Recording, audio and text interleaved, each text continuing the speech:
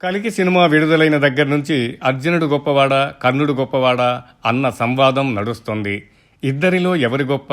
సినిమాలు సీరియళ్లలో ఎలా చూపించినా ఎవరు ఏమిటనేది వ్యాసభారితం ఆశాంతం చూస్తేనే కానీ తెలియదు. మహాభారత కాలంలో ఉన్న కొద్దిమంది ఉత్తమ విలువిద్య నిపుణుల్లో కర్ణుడు కూడా ఒకడు. ఒక వ్యక్తిగా అతనిలో గుణాలు ఉన్నాయి, దోషాలు కూడా ఉన్నాయి. కర్ణుడు అస్త్రవిద్యలో నిపుణుడే అయినా అతని అస్త్రములన్నీ శాపగ్రస్తములు. నేర్చుకున్న విద్యలు కపటంతో నేర్చుకున్నాడు. అటువంటి విద్య ఎన్నటికీ అక్కరకు రాదు. కర్ణుడు స్వతహాగా గర్వి, అభద్రతాపరుడు. అర్జునుడు పట్ల అసూయతో విద్యలను అభ్యసించాడు. వయసులో కర్ణుడు పాండవుల కన్నా కనీసం 10 ఏళ్లు పెద్దవాడు. వయసులో అంత చిన్నవాడైన అర్జునుడితో అతని పోటీ ఏదో చిన్న పిల్లాడితో కాలేజీ కుర్రాడు వైరం పూనినట్లు ఎబ్బెట్టుగా ఉంటుంది. ఆ కాలపు సాటిలేని విలుకాడు అనిపించుకోవాలన్నది కర్ణుడి ధ్యేయం. కానీ అందుకోసం అంత చిన్నవాడైన అర్జునుడిని దాటాలి. ఈ అసూయే కాలంలో వైరంగా మారింది. తనను తాను సాటిలేని విలుకాడుగా నిరూపించుకోవటం కోసం దుర్యోధనుడితో స్నేహం అతనికి అనివార్యమైంది.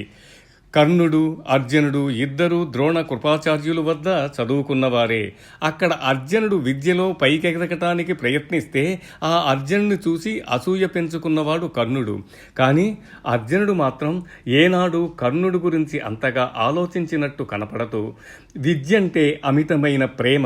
ఆ విద్యలో రాణించాలి. ఆ విద్యలకై గురువుల కడ ఒదిగి ఉండు వినయము, ఆ విద్య నేర్చుకును సమయంబున ఎనలేని దీక్ష, కృషి అతన్ని మరో స్థాయిలో నిలబెట్టాయి.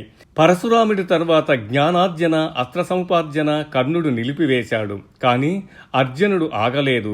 దేవతలు, ఇంద్రుడు, వసువులు, అగ్నివేశుడు, కృష్ణుడు, శివుడు ఇలా ఎందరి వద్దనో కృషితో తపస్సుతో ధనుర్వేదమును సకల శాస్త్రములను సంపాదించాడు.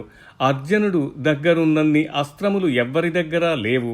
అతన్ని జయించటం మీకెవరికీ సాధ్యం కాదు. ముల్లోకాల్లో అతన్ని జయించగలిగేవారు లేరు అని పరశురాముడు సభామధ్యమున తన శిష్యులైన భీష్మ, ద్రోణ, కర్ణులు వింటుండగా బాహాటంగా ఉద్యోగ పర్వంలో ప్రకటించాడు.